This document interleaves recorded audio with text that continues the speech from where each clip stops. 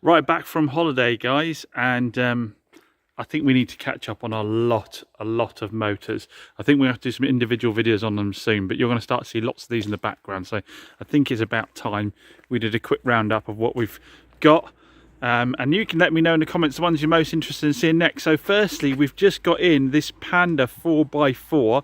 This is an Antarctica, so it's a very limited edition. I think they bought 350 in, of which I think 200 were twin airs, and this is a twin air, so this has got the 2-cylinder turbocharged petrol, £35 road tax, but proper 4x4, but selectable. You can drive it in 2-wheel drive to save yourself fuel, then you can put it into 4-wheel drive when you want to.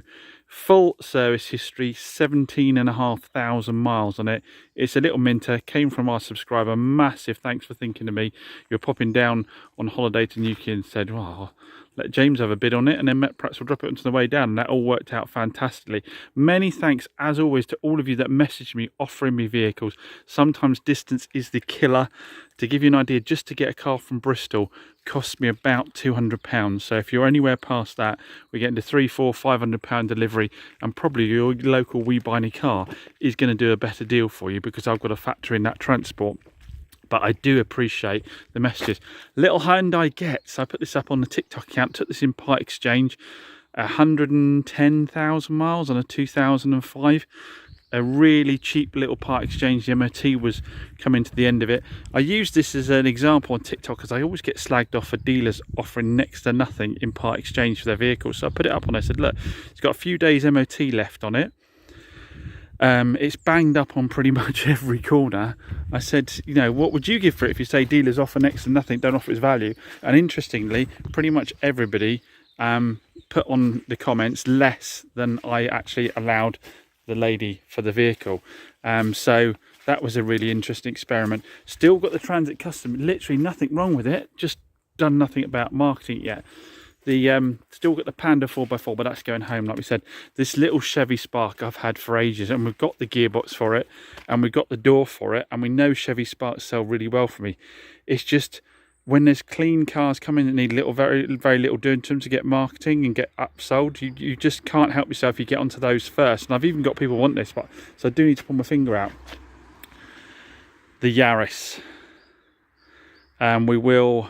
I might as well just say now in the video, it's a bust. It's a bust. I took it down to the Moors, guys, to see about getting it MOT, didn't I? Because we wanted to try and save a little example of a T-Sport. It drove so well, even though it's got high mileage and it's a bit beat up on the corners. We thought, well, see what we can do with it. Took it down to the Moors, guys, and they said, look, to be honest, there's too much welding for us to get involved in at the moment. We really don't want to be doing that. And I respect any business for saying what work they do and don't want to do. They can be doing MOTs, servicing and stuff like that, and it's a much quicker turnaround, better profit margins than faffing around with a rotten old Yaris that could end up being on a ramp for a month of Sundays. So unfortunately, it's a bust, and I'm losing money on that. I have done a deal with someone who's going to get it welded up themselves, but I'm losing a little bit of money on that. Not a lot of money, a little bit of money, and it's a shame because I kind of liked it and I'd like to have saved it, but it's just not possible. Just a bit of background noise, there are other businesses here. Right, then we've got this 56 plate Suzuki Vitara I took as a part exchange from another dealer. I bought it off them. I'm hung on to it because it drove so nicely. The only thing with it is it's got a ding in the back here. It's a bit old really for retail, and it's got quite a substantial ding, a crease there. Now what I can't decide is, because of the potential value of a car this age, whether that ding is worth doing or not, because the rest of the paintwork is really nice, and I think with a bit of a buff and a headlight polish, it would come up really nicely.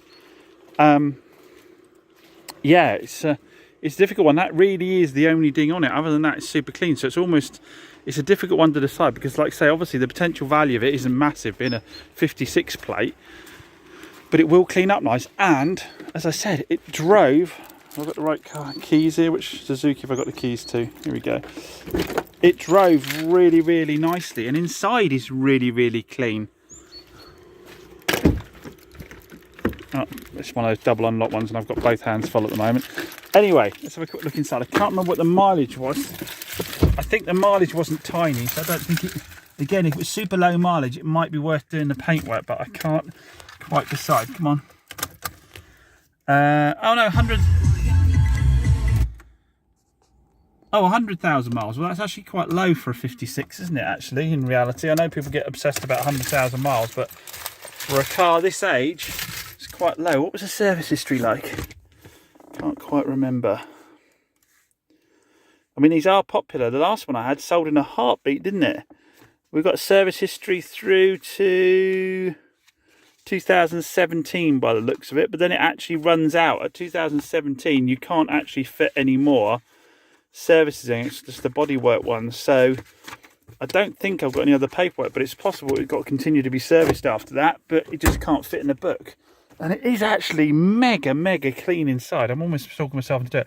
Trouble is that rear quarter is quite substantial. I think I'll put 250, 300 into paint on something that's probably worth, I don't really know what it's worth. It's probably worth, you know, sub £3,000.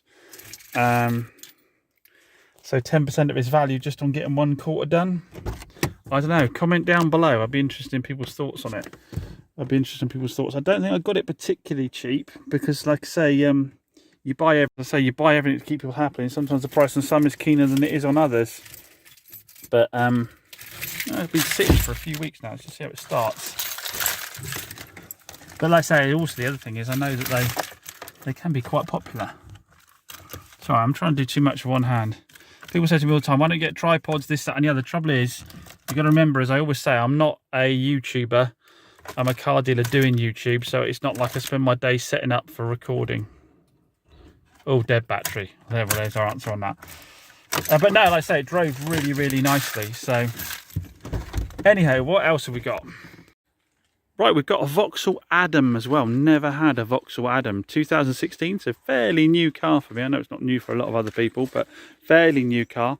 It's got the traditional Devon rash down the side here. Could do with a good old machine polish, but I think once that's done, this is going to clean up really quite nicely. It's a lovely colour, and I think the buff will be well worth it because it will get a really good shine out. And the alloys appear in good condition. We've got a full glass roof on it. Hopping inside, a bit of dirt on the carpets, but nothing more than that. 67,000 miles, which, I don't know, 2000, so what are we now? We're 7 years old. Probably less than the national average, probably a little bit higher than expected normally for one of these sort of little hatches. That normally do spend their time around town, don't they? What else? What have we got on it, service history wise? So service is 2014. All looking good. It's a bit of a jump in it. What have I done there? Well, it won't be 2014. Well, no, you plonker, because it's a 2016 car. 2017, 18. That's 19, so it's like a mini one in between. 20, 21, 22, 12th 2022. So not due its next service yet. So full service history. I say interior is clean. We've got cruise control, Bluetooth. We've got auxiliary input. It's got all the kit. I don't know the specs on Adam. Someone will have to tell me how high this sits up. It's got a nice little crackle finish dash on it. 5-speed box. Do you know what? I don't even know what the engine is. So again, we might have to do a little bit more detail on this in a future video. But yeah, it seems like it's my kind of slightly newer than I normally have for my kind of stuff, but small car, and small cars normally do well with me as a general rule. We've got the little Peugeot 207 from the previous video. You all pointed out on an absolute plum, and I was staring at the oil pressure. So I found the keys, literally folding mirrors. See, with me, with small cars, as a general rule, my belief is just get them sort of base spec because you want a cheap run around. But some people are moving from bigger cars and they want to keep all the features, I guess. So they get them fully loaded up. 78,000 miles. What reg were we again on this one? We're on a 2016. So again, same as the Adam. Average mileage for the year, probably slightly high for a small car. Got electric mirrors, electronic stop start, cruise control. I say we've got heated seats.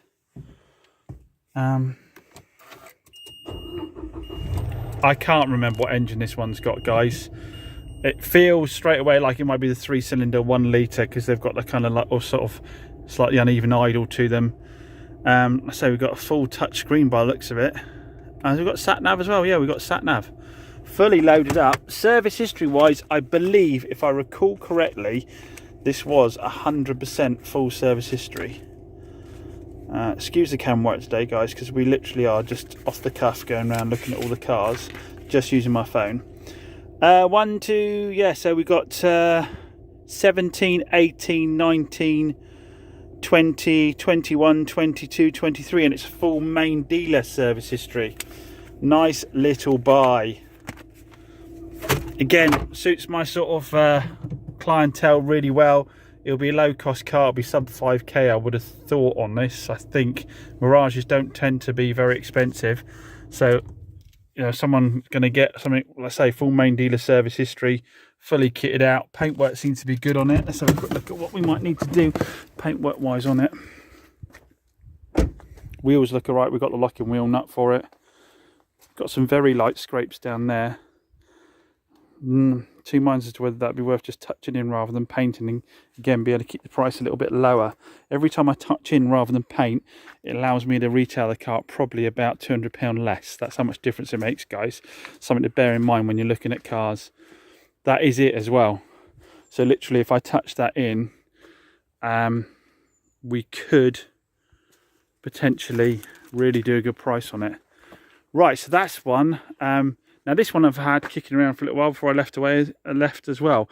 I hadn't had a chance to show it, so let's quick look at it. It says Zafira, and I've kept it because we know that these sort of, I think this is a 7-seat. I want to say that. Let's double check. I've got the keys for it. It's really, really clean for one of these. A lot of time they're really beat up. I'm just leaving the door open so it doesn't lock itself again. Really nice colour, and the paintwork is really good on it as well. I'll try and think of a different word other than really at some point, guys. No, it is in fantastic condition all round. There's no paint to be done on it. Like I said, for the kind of car it is, really good knit. There's a tow hitch on the back. I do know that the old owner was an older person. I was told that by the dealership I got it from. Again, it was a part exchange, so we'll live to see what is the score with it. Interior, really nice again. I don't think this has been a kid carrier. I really don't. I mean, look at the carpets, look at the seats. It's all too nice to have been a family wagon. So look at the back of the seats. Oh, that's a safety triangle. I think they are all 7-seater, aren't they? Yeah, there's the seats in the back there. So yeah, it's good to have a 7-seater around. I think they are quite in demand, 7-seaters. And like I say, normally they're a bit more beat up than this. So can't remember what engine it's got, I'm afraid. Should we start it up and find out? Should we start it up and find out? Because we'll soon know if it's a diesel, won't we? I'm pretty sure it's a petrol. I want to say 1.6 petrol, but can't be 100%. Just looking at why that car's got white marks all over it. I didn't do that. Yeah, I just can't get over how clean it is inside. Let me find the keys out of my bundle. Mileage, didn't talk about the mileage, 79,000 miles, so the mileage is good for the age as well. Yeah, petrol. Again, been sitting for probably 3 weeks. It seems to idle nicely. Got a good amount of fuel in it. I did drive this back here when I bought it. Good sort of half hour. Drove really nicely. Only thing I remember, which was weird with this, is the person kept, if I remember rightly, kept all the MOTs, but didn't have much servicing done. 2016 was the last service in the book there.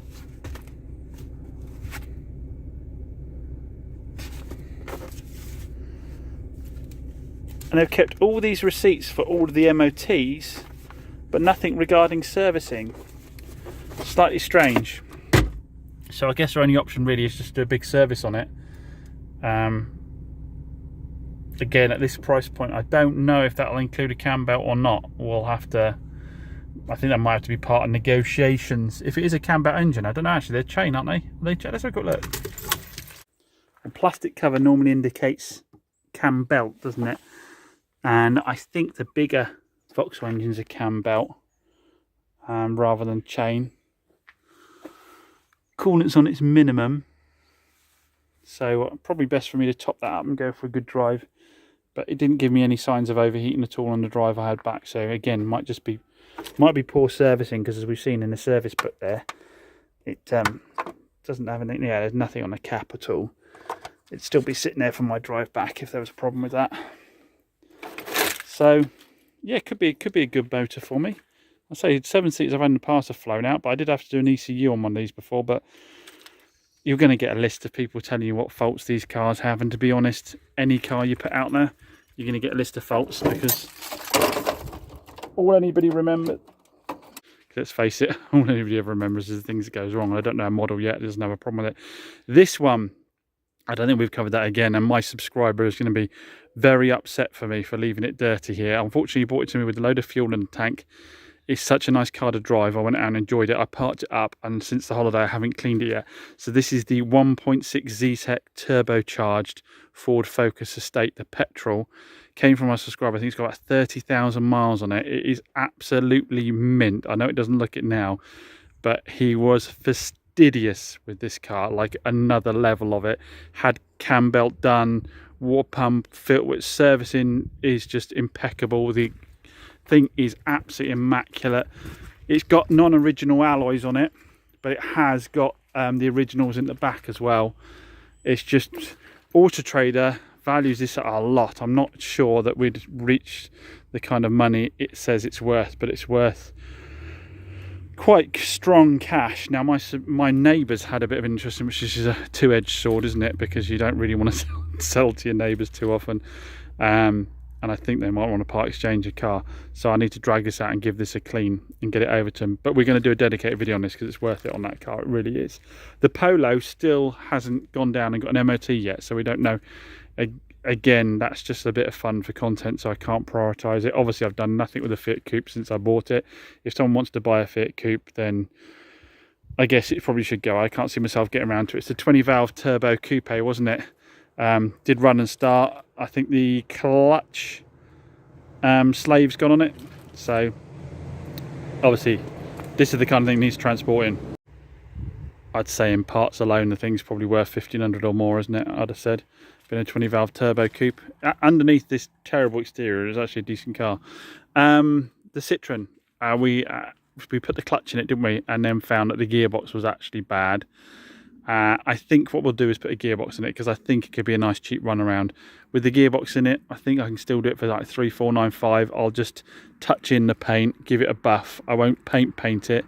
It'll add too much money to the car. It'll just be a good cheap run around for someone with a brand new clutch in it and a new MOT on it. That'll be a cheap run around for someone at 1.6 diesel. Sorry, apologies for my English. Gets worse and worse as the day goes by.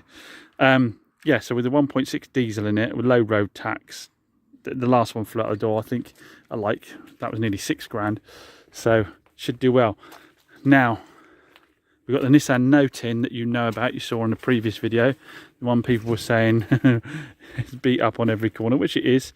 And again, this one is going to be worth doing the paint on because it's such low mileage. It's 20-odd thousand miles on it or something, I think. The Jaguar needs to go get an MOT because it's actually run out. I didn't realise. This is going to go up for sale, and I'll explain why in a minute. And I'm in such two minds about selling this car. I absolutely love it. I've never had anything that accelerates in gear like this car does, with 600 Newton meters of torque at 1500 RPM. It is mental quick and still does you like 35 to the gallon. That is the crazy thing about it. It's super comfortable. We bought it as an experiment, didn't we? Because it was I think it's 150,000 miles on it, and it had an engine light on it when we got it, didn't it? Which we fixed with a new EGR, I think. Oh, there's two, I think, on this, and I think a plastic inlet manifold. I've driven it since, loads and loads. You see me on the channel drive it all over the place, long distance, short distance. I bloody absolutely love it. But as you know, I've got too many cars, and I've bought 2 new toys for myself. Well, not for myself, but I bought 2 new toys, and I can't keep them all, can I? And a lot of you may well have seen it on Instagram and stuff like that. I've done the same thing again. The experiment with that was to say, you know, can you buy a high mileage car cheaply like this, and how much is it really going to cost you to run? And I think, well, we'll have to look at the figures on that. But I think since I've had it, which we had it MOT'd after we got it. No, Mike did. I think it may be coming on 2 years with this car now, and I would suspect it's at about £1,000 dropped in it since we've had it. So there you go. That's the kind of money you need to have set aside if you're buying something like that. So about £500 a year. Some of that was just discs and pads, so to be fair to it, it's not all unusual expenses. I might try and bring up the spreadsheet and show you, but this is what I've bought. Like I say, some of you have seen it. It's filthy because I've been using it loads. We will do a dedicated video on this. It is, of course, a Range Rover TDV8. It's the wrong engine, it's high mileage, and it's got a patchy history, so should be fun to follow along and see how I get on with that, shouldn't it? Right, another one that I bought is this Clio 2014. This is the right engine. This is the 1.2 turbo. I'm not buying the non-turbos anymore because they do not sell. The turbos sell, and having driven both of them, I can tell you exactly why, because this drives fantastic. I think I said it before when I did a video on these newer shaped Clios. They drive like a big car, and they really do, and that 1.2 turbo makes all the difference over a 1.2 normally aspirated.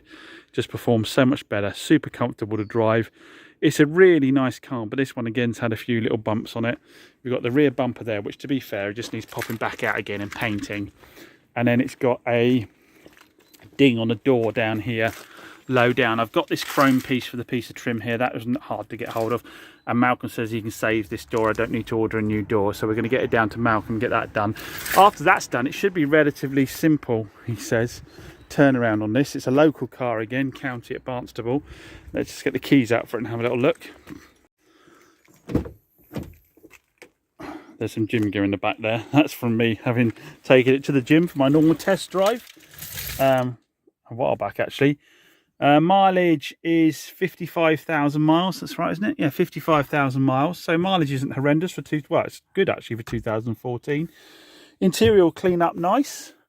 Nothing but a little bit of dirt in there. We've got aircon. What have we got on that screen? Let's just double check that. It's all keyless on this one as well. So where am I pressing again? I've lost myself. Down here. Yeah, battery's probably a bit dead again. Oh no, it's fine. It's been sitting for ages. So this is the 3-cylinder again. You've got that little warbly 3-cylinder. I'm pretty sure it's 3-cylinder, isn't it? Turbocharged 1.2. We've got the whole touch screen here. I'm not sure. Not sure what other features we've got. Let's go to the home page. Right, so we have we got nav on this one? Oh, we have. We've got sat nav. When you buy this many cars in one go, guys, you've got to have to appreciate. I'm not going to know everything about all of them. Media. So we've got the Bluetooth play through the stereo on this one. I'm pretty sure, so we can play a Bluetooth from our phone through on that. We've got the Bluetooth for making calls on it, like I say, air conditioning. So nicely specced out. You've got the alloys, colour coded paint. Service history wise, it is on these as a general rule. Now I'm pretty sure this had a service history. Hold on a second. Yeah, service history. I was in the back. Now with these, a lot of people get fooled by saying, oh, I've only got an owner's handbook, I haven't got the service history. With the Renaults and the Dacias, have I said it right today? Everybody happy? It's in the back of the owner's manual. So we've got one from County there, 2016. I need to give them a ring. I'm sure it had more history than this. I'm looking at the right thing. Yeah, I might give County a ring and see if there's any more history with them. 2016. I thought this had a load of history on it. But being chain driven at the end of the day, it doesn't need a cam belt, oil and filter change. So we'll just do a big service on it, on all filters. Should be good to go. Hopefully I'll track down a bit more history with them. But they tend to be, touch wood, I find these engines pretty darn reliable. and they're cheap to fix if they go wrong, as a general rule. So yeah, that should be another nice small car for me. Again, slightly newer than, well, no, 2014, maybe not slightly newer, but I'd like more, you know, a few more sub 3k cars, because that's what I get asked for on a constant basis. But it's hard to get hold of those at the moment, unfortunately, with the way car prices are. I'd say it's all keyless on that one, so it's locking itself there. Let's say we'll do something specific on the Range Rover. Right, we've got 2 more to go over, I think. Firstly, oh no, we've got another 2 actually. I've bought another 2 cars that aren't here yet. I bought a Suzuki Splash with only 20,000 miles on it. So that's another small car. I'm going to go and pick up a Hyundai i10 today with low mileage on it as well. But on the other end of the spectrum, I bought this mega high mileage Mercedes, which I haven't even had a chance to have a look at. Subscriber swung by, popped by the unit and said, would you be interested? We did a deal and Adrian went and picked it up. Probably something I wouldn't have normally bought, to be honest, if he hadn't come by, and if it wasn't a subscriber's car, because I've come to trust subscribers and their cars. Yeah, obviously at the end of the day, cars can have faults that people aren't aware of, but as a general rule, I find their cars pretty straight. They're using them daily themselves. They can give me a real assessment of what they're like. So this, one of our subscribers using this as his business car, runs his own business, was using it daily, driving around, just got himself a newer, lower mileage Mercedes. He's a big Mercedes man. He's taken this one to 159,000 miles with the 2.1 diesel in it. Now, I put this up on Instagram, and a lot of people are saying, a lot of dealers came back to me and said, look, we've sold loads of them with mileage even higher than that without too many problems. Again, all vehicles, I'm sure there'll be a raft of people in the comments saying these have various issues, but again, I don't know any model that doesn't. Let's get the keys for it, because I literally, you're going to join me having a look at this. Have seriously, I had a brief walk around on it, and I'm going to get a beasting for this, but I had a brief walk around on it when it's parked, as I did my car vertical on it to make sure it was all clear. But other than that, I really don't know much about it. But I can quickly squeeze one more in for you, because I just picked up this little Hyundai. Again, I agreed to buy while I was on holiday. It's a local car. Unfortunately, it's another one that's gone due to Alzheimer's. The family have sold me the vehicle because, to be honest, Mum didn't even recognise it was her own car in the driveway. It was really sad. Apparently she has good days and bad days, and they're looking after her well, so there's a positive there at least. So it's only done 28,000 miles. She's had it since 2017.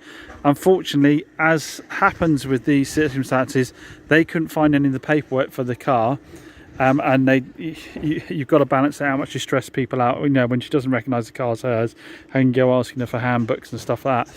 Luckily, it was a local car, Roundswell Hyundai, and they sold it new, but also then sold it on to her. I gave them a ring, and they've been able to give me service history up to 2018, I think it was. After that, I haven't got anything up to after 2018. But luckily, it's Hyundai. They're chain driven. It's done mega low mileage. I don't really see that being a problem. We'll give it a big service, be good to go. It's been sitting for a long time. Obviously needs a really good clean and a polish up. But I drove it back, and I have to say, drives like an absolute champ.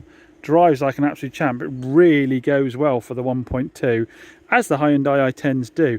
Nice to have a newer shape one. Obviously we'll push the price point up on it. Clean inside, super clean inside. I only got one key, so that's another expense I'm going to have to do. I don't know if I had to get a key cut because it was lost or whatever, but the interior is immaculate. Really nice condition inside, and the outside will clean up well. I'm just going to get all these stickers off it and give it a good clean. But being a Hyundai i10, again, I just don't see it being, famous last words, but don't see it being problematic. The rear lights could do with a polish up, but this will clean up nice, and again it'll be a nice bit of stock. So yeah, big thanks to the Roundswell guys for giving me the information on that one. Right, another new purchase that's definitely going to have its own video is this MGB, looking very dirty because I've driven it quite a bit. Now you might say at this point, James, you've already got 3 MGBs, why would you buy another one? Do you intend on starting flipping MGBs? I'd say no as a rule. The difference with this one, MX-5 powered. We have an MX-5 engine and gearbox already installed really well on it. And I bought the car for the less than it cost me to do an installation. So I'd say we'll have a video dedicated to that one on itself. So everyone, the Camry raffle has finished. and the winners have been picked automatically by the raffle system. So that was the, obviously, I'm sure most of you remember, the Toyota Camry we got in, 225,000 mile automatic. I think it's a 2.2 litre Camry. It was a sport edition, really cool looking car. And we wanted to bring it back to life again and then raffle it off with some of the proceeds going to charity. And there's lots of previous videos about how much work we did on this, how cracking a car it is, videos of me driving it around, all sorts. So yes, it has ended. And we had the 6 prizes, the car, and then various other bits and bobs. And if we were also supporting the East of the Water Community Food Pantry, which was a local charity. You guys said we wanted to support a local charity that didn't have a CEO that was taking 100 grand plus out of the business, anything like that. This was just run by a local lad who wanted to help people in North Devon who were struggling with food. So a fantastic charity. So the winners were Ian Cook, who won a GT Shine kit, Fred Morton, who won a King Boland E-Diag, Nigel Marlborough, that won a GT Shine ceramic coating. Graham Farmer won 2 prizes. He bought a crap load of tickets, so I'm really thankful to Graham for that. He won a King Boland E-Diag and he won a GT Shine ceramic coating kit. But the overall winner was Trevor Upfold, who won the Toyota Camry Automatic. But Trevor doesn't want the car. Trevor said he did it just to support me and the charity, and doesn't actually want the kit. He opted for the optional prize that I gave of a tech kit. So he is getting sent a load of the stuff that our kind supporters sent to us. So he is getting the what's he getting? He's getting the smart diagnostic scan tool, the RT Link 500 battery tester, the Topdon Jump Surge 1200, and the GT Shine ceramic kit. So again, massive thanks to our sponsors who have given us that additional kit to be able to raffle off.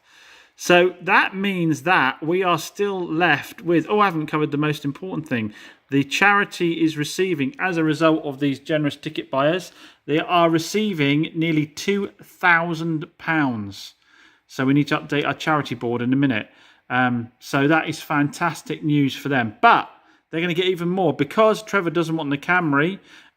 We are going to, and I was willing to give it away as a prize, and it hasn't gone. We are going to sell that Camry and then give some more of that money to the charity. Now, we might split it between a number of charities like we did last time rather than give it all to them, but we're going to give them another great chunk again, which I know they're super grateful for what we've raised already. Said it's going to make the world of difference to them. So what we're going to do is we're going to do highest bid wins on the Camry. I'll put details of that up in a minute, but let's go and update our board, our charity board, to see where we are with our against our target of 10,000 we wanted to raise. So here's our charity donations board. We're at 6,113.15. So we need to add on the money from the raffle that's just ended from the Toyota Camry. So let's get a pen and do that. So that's 1,018.89, I think it was. It won't really matter if it's pennies out. And that was the Camry raffle. And that went to East of the Water. We'll just put food bank for the moment because I've got room to write it all in. So where will that take us to as a total? It is 8,032.04. So we're getting very close to that 10,000 mark. So where should we take it to? 8,000. Let's take it to about just over the 8,000 mark there. So we're getting, like I say, very close to 10,000, depending on what someone bids for the Camry. I mean, I think it's worth £2,000 all day long. Don't forget that car's had the new MOT, the cam belt, the water pump, the brakes and discs and pads all the way around, tyres all round, new catalytic converter. It's had the welding done on it.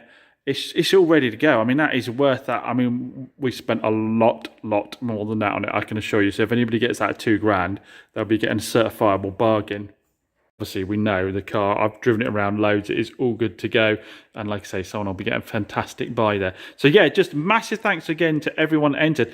And we need to say a massive thanks to King Bolan, GT Shine, who else got involved in that one? Oh, obviously our good friends at Top Don got involved in it. So yeah, massive thanks. Oh, and Launch with a C-Reader. So yeah, it's just the support from those, people complain about advertising, blah, blah, blah, but the support we're getting from those people is what's allowing us to do this. The fact that they gave us that stuff allowed us to offer the alternative price to the Camry, and it's the sale of the Camry that's going to boost this bit further. So it's all doing good, and yeah, a massive thanks to support from those sponsors. So the way it's going to work with the Camry, like I said, is we're going to go highest bids win. We're going to say that we're going to close that on Friday. What's that date going to be? So that's Friday the 8th. That'll be the closing date. We'll say midnight on Friday the 8th for your best bid offers. I'm not doing delivery. You'll need to come and pick it up. It will. It's got a valid MOT on it, so you can tax it. I'm happy to pick somebody up from Barnstable train station or Umberley train station, so they can drive it back. It'll be sold as spares and repair on the invoice purely because I'm not going to warranty the car based on the age and the fact that obviously the money from the sale of it is going to the charity anyway. But obviously, like I said, it's got the new MOT in it.